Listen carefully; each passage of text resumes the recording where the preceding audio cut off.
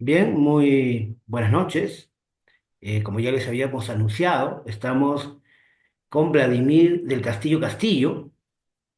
Él nació el 5 de julio del año 85, hijo de Vladimiro del Castillo Narro y Juana Castillo Lugo. Estudió primaria y secundaria en el Colegio Felipe Guamán Poma de Ayala de Chosica. Es profesor nombrado de Arte y Cultura, docente universitario en la Universidad Nacional de Educación Enrique Guzmán y Valle, La Cantuta, miembro de un grupo de asesoría de tesis de maestría y doctorado de diversas especialidades. Ha publicado poesía en la página Letralia del año 2023 y en otras páginas web. Y ha recibido una mención honrosa en poesía en el segundo concurso Cántale al Cusco, el año 2022, organizado por el Club Departamental Cusco. Actualmente es colaborador en poesía en la revista digital Cuenta Artes, edición número 10 o fue, ¿no? Antologado también en publicaciones de Poetas Urgentes y Navidad en Palabras de Editorial Autómata. Bien, sin más, les presentamos a Vladimir del Castillo. Él nos va a hablar hoy sobre su poemario y en general sobre su trayectoria, pero en particular sobre este poemario que ha hecho público ya con editorial Vicio Perpetuo de nuestro amigo Julio Benavides. Y hoy estaremos hablando también de este libro Tiempo de Cristal, ¿no? Bien, te dejo entonces, Vladimir, para que nos cuentes un poco sobre tu libro y sobre eh, qué piensas de tu trayectoria y qué piensas de la poesía, ¿no? Estaremos conversando, así que tenemos tiempo para que hables, luego te estaremos haciendo algunas preguntas. Adelante contigo. Perdón, no te oigo, tu micro. Ya, ahora sí, Ya. vamos. ¿Qué tal? Muy buenas noches con todos, estimado Ricardo, estimada audiencia.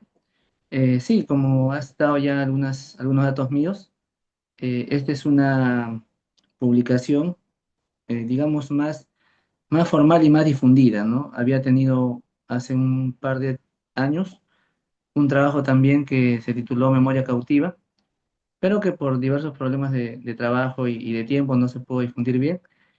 En cuanto a mi trayectoria, digamos que en el mundo literario es reciente. Hace poco empecé a publicar y a asistir a recitales poéticos, ¿no? De algunas amistades. Que yo tenía 17 años, empecé a trabajar en un local donde hacíamos trabajo de investigación de tesis, ¿no? Unas asesorías.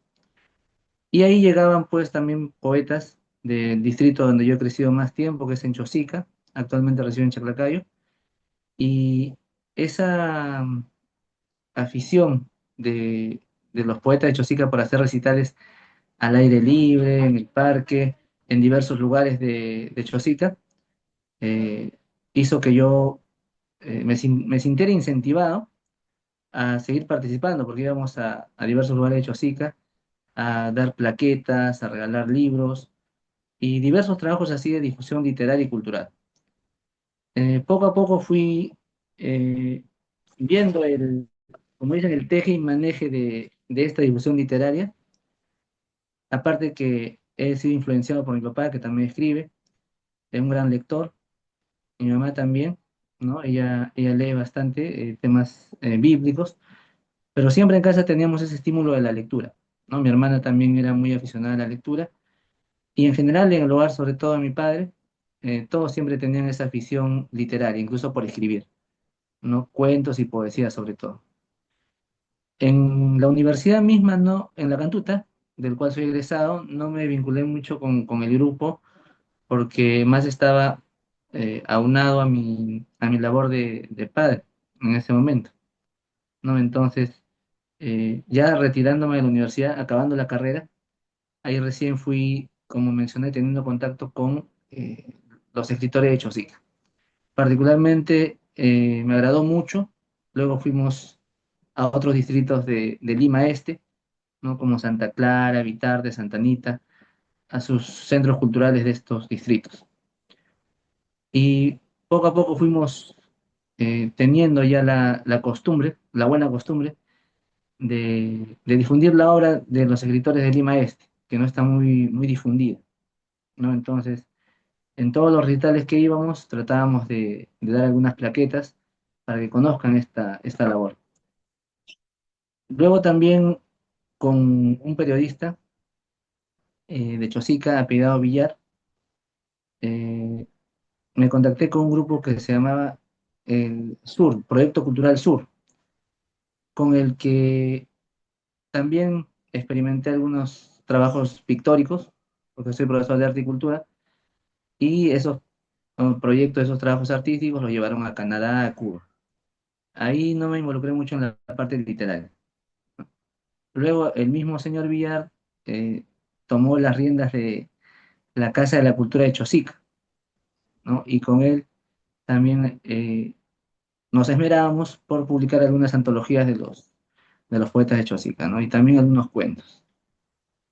Y así hemos ido avanzando, más sobre todo en el aspecto poético en mi caso, escribiendo, corrigiendo, buscando darle una organicidad a, a los libros que uno tiene siempre en perspectiva publicar, ¿no? En inéditos. Entonces, esta publicación es la más formal que he tenido, porque las otras han sido, como menciona usted, ¿no? La mención honrosa, y lo cual está en un libro muy bien editado eh, por el Club Departamental del Cusco y los demás de Editorial Autónoma. Eso es lo que podría decir a grandes rasgos, ¿no?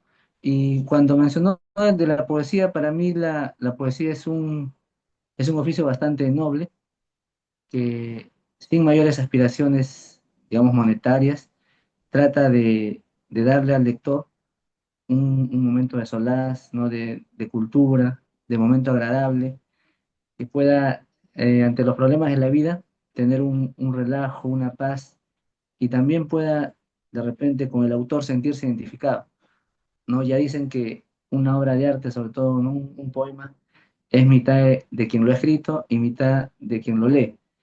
Entonces, yo creo que es una función muy importante la que tiene la literatura en general y la poesía un poco más, ya que a veces su lectura, si bien es cierto, no es tan fácil de comprenderla como un cuento, pero es más ligero, son de menos densidad de hojas, ¿no? No es tan voluminoso, entonces los chicos, los jóvenes pueden adentrarse de repente más rápido a la lectura, porque a veces cuando ven un libro muy voluminoso, tienen reparos para leer.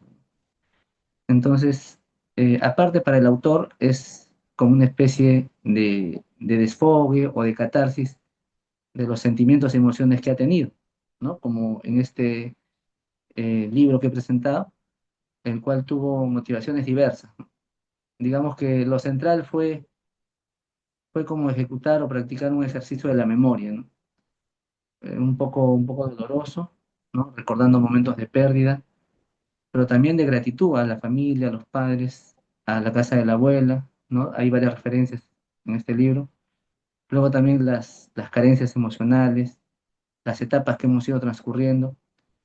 Y hay algunos homenajes también a algunos escritores eh, que considero emblemáticos para mí, ¿no? Como César Vallejo, Bukowski, Alejandra Pizarnik y Félix Grande también.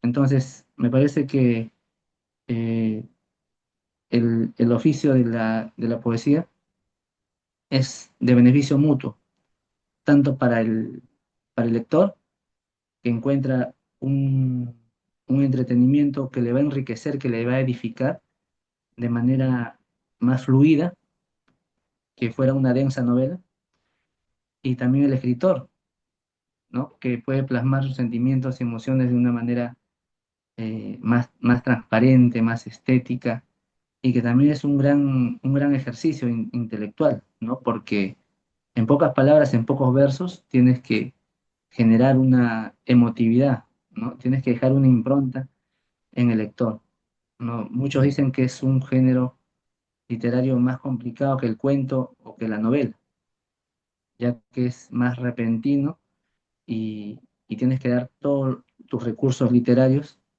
en pocas palabras, en pocos versos, en pocas cantidad de palabras a un cuento, a una novela. Eso es Bien, lo de momento lo que podríamos estar comentando, estimado Ricardo. Bien, Quería preguntarte algo, porque José María Gaona es piurano, Sí, tengo ya. entendido que sí, él es piurano. Entonces debe ser la misma persona, porque yo pensaría que podría ser un homónimo, ¿no? Pero entonces lo conozco también, José María, Claro, me él parece. vive en Chosica, él radica en Chosica. Ya. eh, Ahora me Desde has joven hablado de un poco del mundo literario en Chosica, ¿no? Me parece interesante. Por ahí también tengo un amigo, no en Chosica mismo, pero cerca, Noé, claro, sí, Pineda, también, que es él vive en Chaclacayo, creo que es.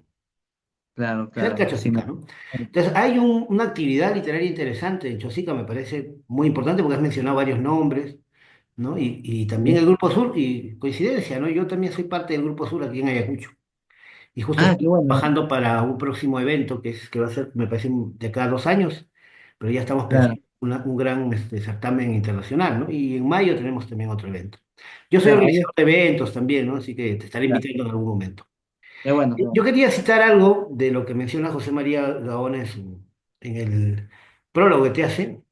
Dice, ¿no? En tiempo de cristal los poemas son muy sentidos, hechos con honda sensibilidad, la infancia, el amor, los seres queridos, las tristezas, las alegrías nos acercan a un alma tan vasta y tan humana como la del poeta. Estos poemas son un espejo del alma, intensos, luminosos y a veces desbordantes.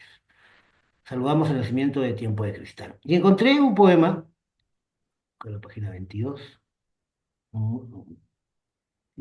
Aquí está, en donde me parece interesante esta figura porque además está un poco en el ambiente de la poética tanto de Gaona como de otra poesía de ese tipo, donde tú dices acá, podría decirse que me acontecen girasoles cuando duermo con tu ausencia.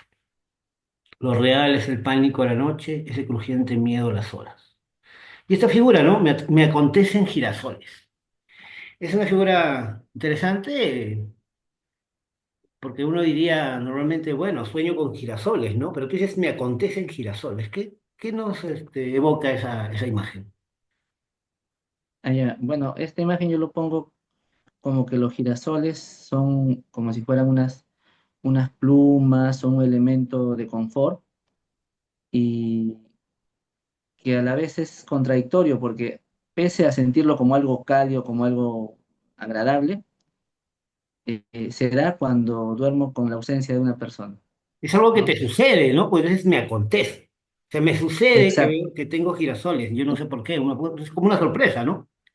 exacto, es como una sorpresa y le he querido dar un tono un poco de paradoja porque si bien es cierto los girasoles tienen una connotación positiva, ocurre cuando se da algo negativo o algo que no se desea, como es una ausencia. Hablaste Entonces, de esa que la poesía también, intención, creo. hablaste de que la poesía también es catarsis, ¿no?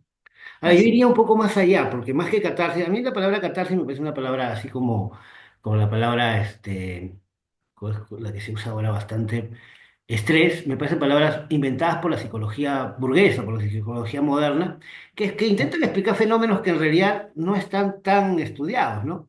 Yo diría más bien, más que catarsis, lo que hace la poesía es buscar nuestras cuestiones internas, es una exploración en uno, ¿no?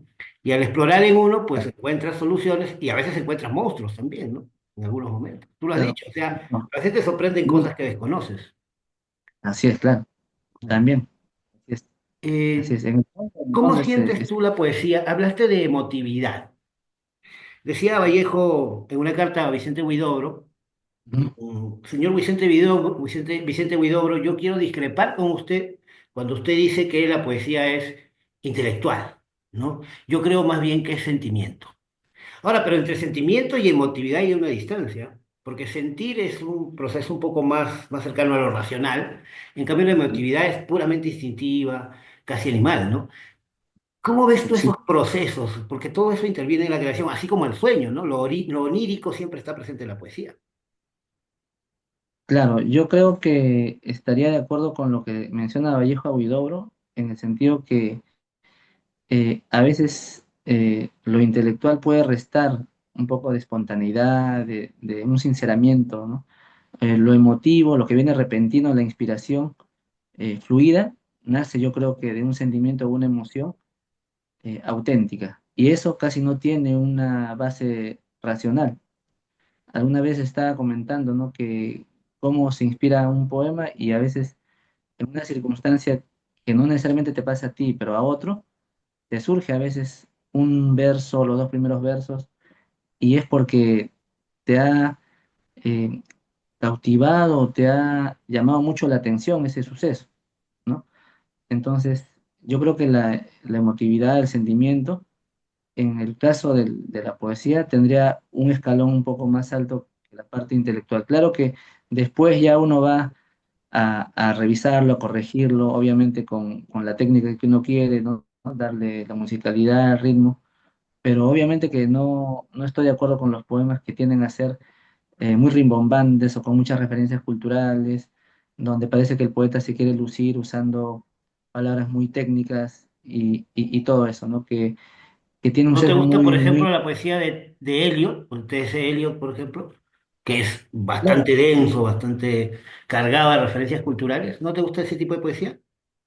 No, o sea, no la prefiero tanto, yo prefiero algo un poco más coloquial. Y Por ejemplo, Verástegui, ¿qué tal? Verástegui también sí me gusta porque tiene, si bien es cierto, muchas referencias urbanas, pero tiene también unos versos desenfadados y que se le entiende también, ¿no? Pero hay otros poetas que tienden a ser un poco, digamos, crípticos, medios trílsicos, digamos, pero que se nota una artificialeza, ¿no? Cuando es natural, la complejidad se nota, ¿no? Por ejemplo, Trilce también tiene poemas breves pero densos, ¿no? Pero se notaba una autenticidad en Vallejo, ¿no? No una pose para alardear una vasta cultura terminológica, digamos, ¿no? Sino todo lo que generaba era estético, sonaba bien. Yo creo que la poesía en general siempre es un ejercicio complicado y de alguna manera para mí lo importante es que expresa el ser de cada individuo, pero como tú dices también es una cuestión colectiva, ¿no? Porque hay un diálogo, o sea, las cosas que tú dices a veces otra persona las sintió, pero quizá no las expresó como tú y entonces se convierte en un ida y vuelta siempre, ¿no? Yo creo que lo que está esperando también vean, quienes escuchen y vean este video, pues es que leas algún poema, ¿no? Entonces te invito a eso. Léenos algunos poemas tuyos, por favor, de tus libros. Listo. A ver, acá hay un poema que es Una esperanza es el futuro, esperar un mañana mejor, ¿no? Se llama Sueño. Se avisora una mañana en que el pan no traerá agobio, sudores ni pesares. Andaremos en misterio, como quien esconde una fiesta sorpresa. Llegará el momento en que nuestras pupilas no resientan despertar. Amaneceremos entre trigos y cantos. Soñaremos la locura de recibir lo mejor de los peores, cuando el crimen diga basta y las cautelas se confirmen, aliviando la paz de los humildes. Se aproxima el canto de la noche, iluminando siluetas relajadas, dando paso a los perdones, adornados con obsequios, minutos y sigilos. Bailaremos inéditas sonrisas cuando la noche se silencie por completo. Será cuando por fin me llames insensato y no te responda con reproches, calumnias o sandeces. Vestiremos mi alma de optimismo, derramaremos fe en la mirada del anciano, miraremos juntos este sueño, esa gota gris que centellea y se hunde en el río calendario. Ese le he titulado Sueño, ¿no?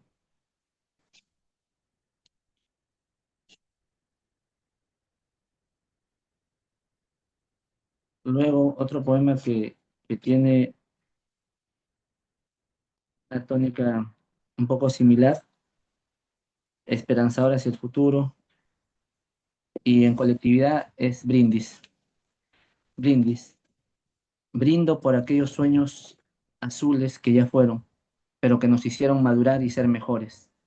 Brindo porque no tengamos solo golpes de suerte, sino sobre todo golpes de lucha, para desandar nuestros fracasos y enfilar hacia los nacarados ideales que tuvimos siempre. Brindo por aquella edad dorada, sin espacio ni tiempo, en la que fuimos armados caballeros de la noche para desfacer en tuertas. Brindo por aquellas cadenitas que sostenían papá y mamá y que se trocaron en alitas que luego nos permitieron volar. Brindo por ese salvador puntito sobre las íes que conquistamos casi siempre a tiempo y que hoy nos permiten avanzar.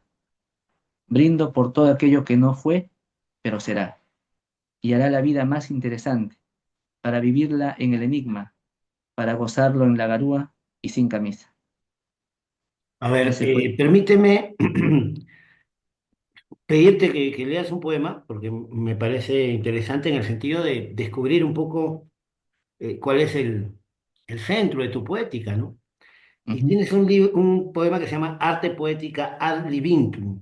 Ahora, no entiendo bien el latín, así que nos Ah, explicas. ya. Es un término, yo también en mi adolescencia, de ahí me vino lo de querer ser profesor de arte y cultura. Ingresé a un taller musical. Y ad libitum es lo que hay un signo musical que le dicen figura de prolongación y hay un calderón en el pentagrama y cuando tú ves ese calderón te está indicando que tocas ad libitum, que es a voluntad del intérprete, que la nota, digamos un sol o un re, la nota que sea está alterada por ese calderón, tú lo prolongas el tiempo que quieras, a voluntad del intérprete. Te léenos el poema y luego te estaré preguntando, porque obviamente estás haciendo una referencia a un tema muy importante, que es has hablado de autonomía, de autenticidad, y yo te voy a Así es. preguntar, pero luego, ¿no? Sobre el tema Ya, de la autonomía y qué piensas de la libertad. Vamos con la lectura. ya. Arte poética ad libitum. Dice, ferviente en la odisea del crujido, finito cuando la pena me adueñaba. Le hablé de la cornisa como hada forjadora de los mundos. Ya no temía las tormentas ni a los mares del verano, corría con los truenos, sin perder el paso ni el rugido. Me placía hacer la mía cuando la noche condensaba, me dejaba extasiado la dicha, el estar solo y solo contemplando el universo, mientras la noche engendraba versos. Era un lujo los alivios solitarios entre el bullicio y las copas. El que más gozaba hervía feliz en los rincones, devorando a Pizarnik. Los demás eran solo los demás, disfrazados de felices bailarines. Sereno en el oasis de los versos, infinito cuando el ritmo se produce, le hablo siempre en la almohada, como fiera hacedora de galaxias, en lenguaje terrenal, la poesía, lienzo fino que enjuga los lamentos, sutura, desgarros y vacíos. Ese es el arte Bravo, poético. me gustó ese poema porque creo que de alguna manera muestra lo que es tu poética, ¿no? Tu voz propia. Y creo que eso es, para mí lo importante de todo poeta es que trate de buscar una voz suya, ¿no? Una voz propia. Pero quiero preguntarte algo. ¿Qué es para ti la autonomía? ¿Qué es para ti la libertad? Porque hablas acá de ad libitum, ¿no? Un momento de libertad. ¿Somos libres? ¿Crees que realmente es posible la libertad o somos seres cuasi, digamos, esclavizadas por el hado, por el destino, por las circunstancias, ¿no? Por ahí un filósofo decía, soy yo y mis circunstancias. ¿Qué crees Ya. tú? ¿Es posible que el poeta sea libre? ¿Es posible la libertad? En una sociedad actual como la que tenemos, que está plagada pues, de, ¿no? de prejuicios, de estereotipos, es bien complicado y como el ser es ¿no? eminentemente social, tiene que estar involucrado en esas normas, en esos estereotipos. Me parece que el poeta es como un paladín que busca, por lo menos procura, ser auténtico en su arte, en su conducta, en todo su autenticidad vivencial, digamos, ¿no? Pero yo creo que se puede alcanzar una cuasi libertad porque de todos modos, como no estamos aislados totalmente de circunstancias externas, muchas veces es complicado, ¿no? Por ejemplo, uno puede tener la libertad de caer en la corrupción, pero si ha sido formado con valores sólidos desde pequeño, ¿no? Y, y eso lo ha, digamos, heredado a sus hijos, a sus nietos, yo creo que no se deja llevar por los demás. Yo recuerdo un término que decía Marco Aurelio de Negri cuando se burlaban de él, de su audiencia, que era minúscula, ¿no? Que no aparecía en el rating. Él decía, somos la gran minoría, decía, ¿no? Los otros pueden ser muchos, pero en cuanto a lo cualitativo, a la calidad, mi audiencia es, entre comillas, mejor, ¿no? O sea, sin un ánimo de desdeñar a lo popular, al pueblo, que es importante, pero, pero el gusto de ver algo, eh, digamos, vano, chabacano, vulgar en la televisión era masivo, ¿no? Mientras que su audiencia de él era, digamos, más selecta, ¿no? Y eso obviamente que estaba en todos los estratos sociales, ¿no? Yo estoy totalmente en desacuerdo cuando piensan que la gente de los estratos no sé de por sí, per se, ya son vulgares, ¿no? No hay gente de los estratos económicos como, ¿no? como nosotros, media baja, que tiene una afinidad cultural y artística, ¿no? Yo siempre le digo a los alumnos a veces cuando tienen un problema de ese tipo, de que si ven en el arte por lo menos, casi todos son hijos de la escuela pública o de la universidad pública, ¿no? Arguedas, Vallejo, Herón, ¿no? Muchos más podríamos mencionar, ¿no? Víctor Tú Humareda, mismo, etcétera. ¿no? También eres parte de ese sistema. ¿No? Te También, recuerdo un pasaje de, has leído 1984, ujú, la novela de Orwell. ujú, Bueno, Orwell habla de los proles, ¿no?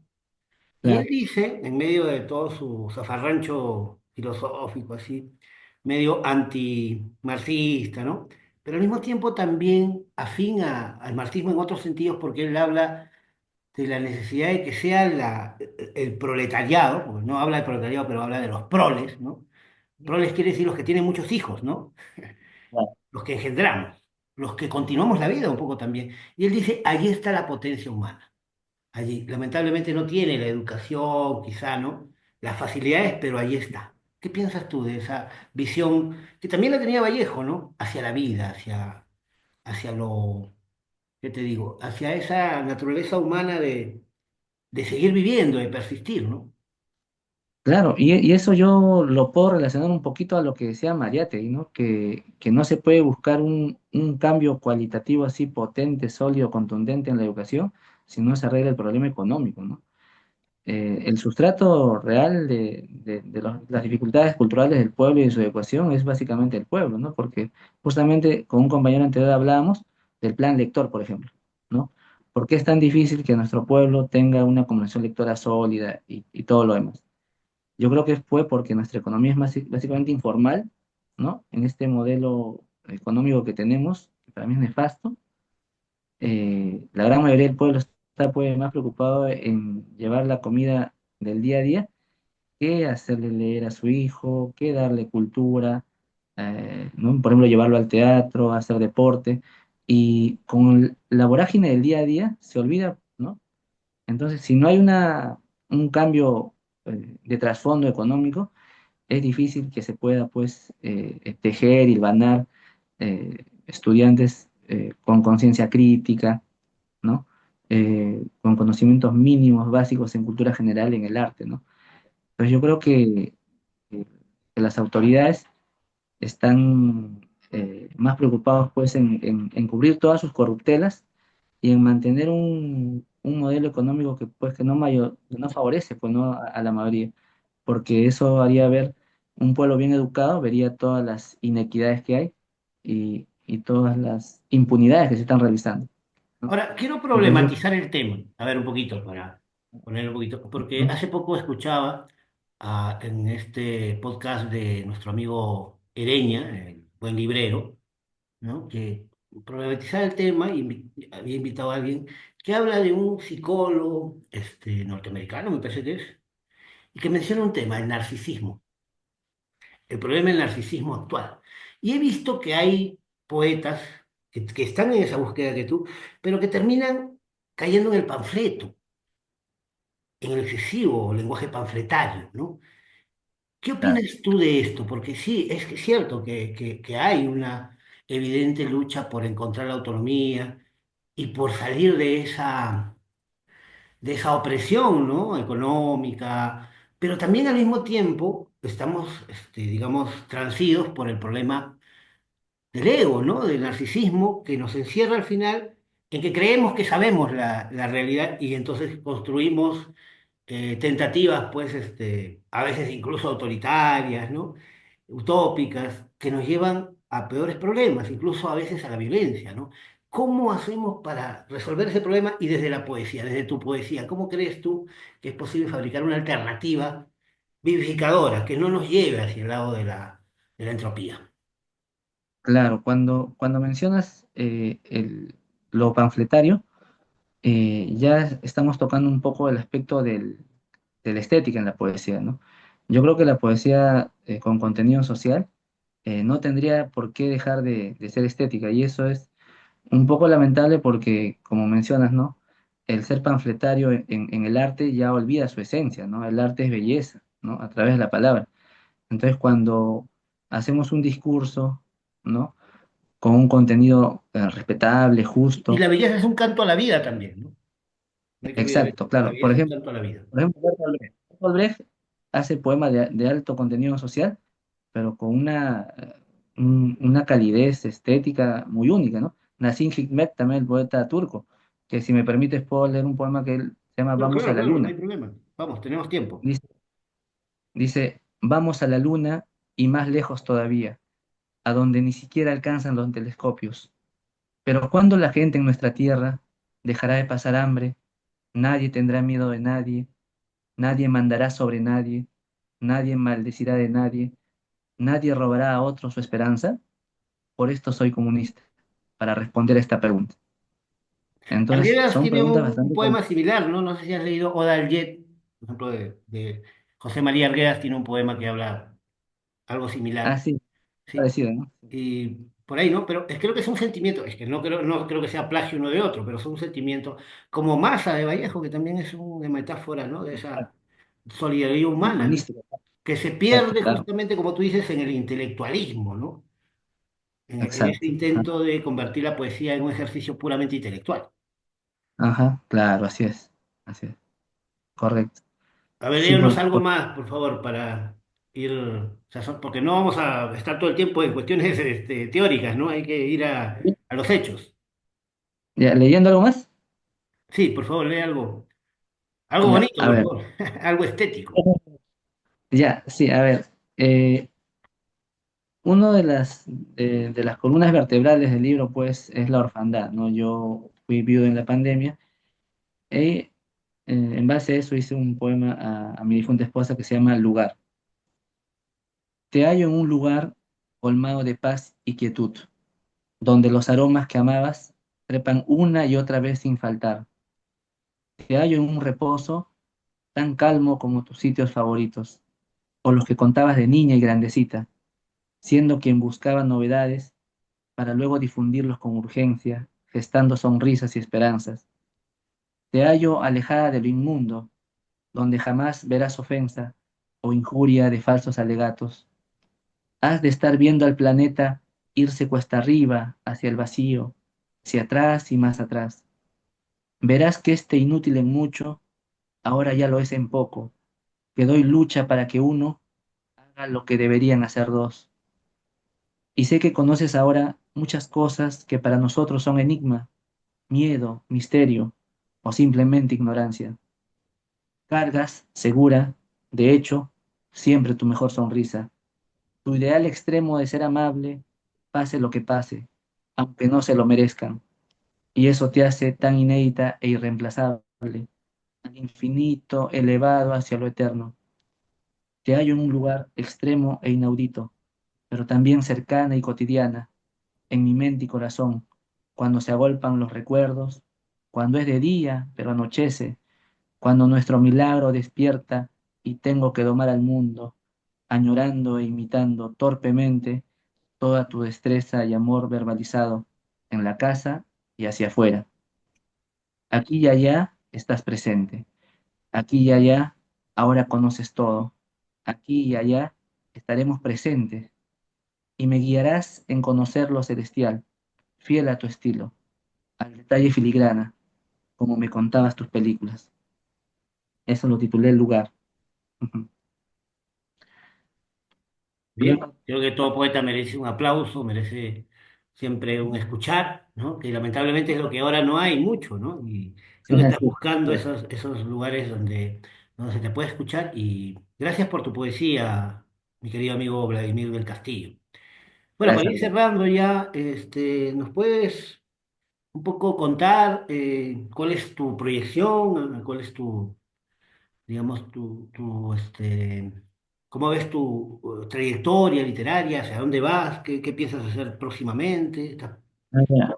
Claro, ahorita lo más próximo que tengo es un proyecto conjunto con dos colegas del colegio donde trabajo, Teléfono Catacora, acá en Santa Clara, donde yo voy a hacer la parte poética y dos colegas van a hacer la parte narrativa acerca de los lugares icónicos de la localidad de Santa Clara, que pertenece a Vitarte, ¿no? Por ejemplo, hay una zona que le dicen el Infiernillo, hay una zona, una panadería que es la más antigua de Lima Este, me parece, eh, todo relacionado a su historia de Santa Clara, ¿no? Entonces, eh, vamos a elegir esos lugares, lo más significativo, representativo, y ahí les colaboraré con poesía y ellos con narraciones, ¿no? Eh, en el plano personal, poético, estoy preparando algunos trabajos, ¿no? Una poesía, un libro de poesía infantil, luego también un poemario ya más convencional en el que el tema va a ser eh, algo así como al estilo como si fuera Salmos, ¿no? De Ernesto Cardenal, eh, donde va a ser historias bíblicas, las más representativas de Génesis y Apocalipsis, ¿no? Separado por las partes que tiene el Nuevo y el Antiguo Testamento, en donde voy a tratar de que las historias bíblicas y sus mensajes o moralejas aterricen en circunstancias actuales, ¿no? Cómo se vería de repente un Daniel, un Job, un Moisés, ¿no? Un joven rico, ¿no? En las circunstancias actuales. Y también hay un proyecto ahí de hacer un poema, un poemario que pienso llamarlo Fuego y Miel, ¿no? Fuego con una poesía eh, tendiente a lo erótico y miel que sea un romanticismo eh, bastante notorio, ¿no? Sí, de pareja, sentimental. Hay que Es recordar un, que la poesía, o perdón, eh, las parábolas cristianas tienen una relación intrínseca también con la tradición oriental, ¿no? Tú sabes que el budismo, que en los escritos que se recogieron de Buda, hay coincidencias con la tradición cristiana, ¿no? Como la tradición cristiana tiene también coincidencias con el Antiguo Oriente, y como tiene también coincidencias incluso con el mundo andino, ¿no? En algunos aspectos, ¿no? claro, Espirituales. Y creo que en el fondo, como muchos dicen, la cuestión de la búsqueda de Dios es en realidad también una búsqueda humana, ¿no? Una búsqueda de lo que claro, somos y de nuestra existencia, ¿no? Creo que es una búsqueda importante, pero también es importante no sesgarse, ¿no? No quedarse solamente en una visión que a veces nos lleva a extremos. claro, sí. Así es, claro, claro, sí. Precisamente aprovechando eh, ese hilo conductor, ¿no? De la Biblia, el cristianismo, me va un poco a ayudar a aterrizar más, ¿no? A temas locales, a problemáticas actuales, ¿no? Pero también no solamente con un mensaje global, moralizador, ¿no? Sino también puede ser tipo anecdótico, personal, ¿no? Por ejemplo, hay un poema en el que menciono a Sansón y hago como que la madre es la que le escudriña a la novia o a la que está como pretendiente y al final le hago ver pues que era como una Dalila, ¿no? Que significa una traición, ¿no? También aterrizar en ese aspecto un poco más, digamos, sencillo, podría decirse hasta frívolo de repente, pero lo que voy a querer darle es un peso más de, de crítica social de repente en esos poemas. ¿Mm? Entiendo tu exploración y me parece bien interesante, pero te problematizo nuevamente, ¿no? Lamentablemente nuestros mitos actuales como que se van haciendo ¿Mm? cada vez más débiles, Claro, porque van perdiendo consistencia en razón también del mundo feroz en que estamos viviendo actualmente, ¿no? Y como que empieza a haber un problema ahí. ¿Cómo fortalecemos nuestros mitos fundacionales, nuestros mitos espirituales? ¿Cómo nos hacemos más integrales como seres, ¿no? Humanos. Ahora se habla de la suprahumanidad, de la poshumanidad, ¿no? Incluso. ¿no? ¿Qué piensas de esa problemática muy actual, ¿no? Que lamentablemente, no digo lamentablemente, sino problemáticamente más bien, ¿no? Ya nos invade. Claro, yo creo que no debería haber punto contradictorio, ¿no? Entre, digamos, que podría asemejarse algo esto al debate que tuvo Arguedas con Cortázar, ¿no? Eh, pero yo sí pienso que en primer punto está reivindicar, digamos, todo nuestro acervo eh, particular, propio, autóctono, y a partir de ahí tratarlo con un apetito intelectual, emotivo, humano y fraterno, todos los demás, todas las demás tendencias, ¿no?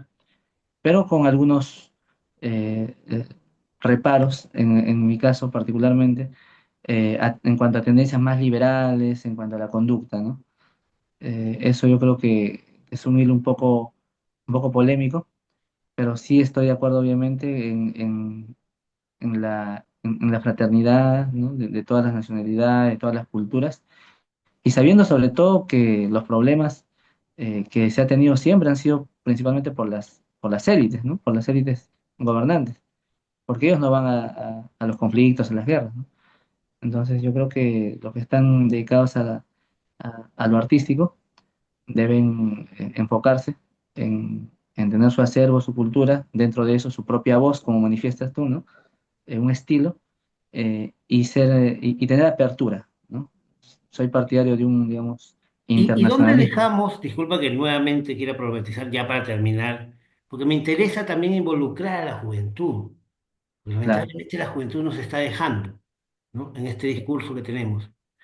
¿Cómo involucramos a los libertarios, digamos? ¿Cómo Ah, conversamos con ellos? ¿Qué les decimos?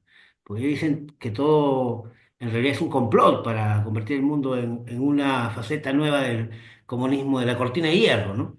¿Cómo hacemos para liberar al claro, mundo de esos fantasmas, ¿no? Decía Marx, ¿no? Un yo- fantasma recorre Europa, ¿no? Hace mucho tiempo. claro, Creo que sigue claro. pasando lo mismo. Tenemos esos Yo fantasmas. creo, ¿Cómo claro, nos yo creo, conciliamos con el lado libertario, con el lado que busca la libertad desde el liberalismo y desde ujú, esa perspectiva, no sé, pues, que creo que también aspira a lo ecuménico? Yo creo que hay que claro, encontrar una coincidencia. No sé, es mi sueño, ¿no? ¿Tú qué piensas de eso? claro, sí, yo creo que a nuestra juventud le está faltando muchas clases intensivas, digamos, de historia del Perú, ¿no? Para que se revalore todas nuestras grandezas que hemos tenido, ¿no? La autoestima muchas veces del peruano o del joven está bastante mellada, ¿no?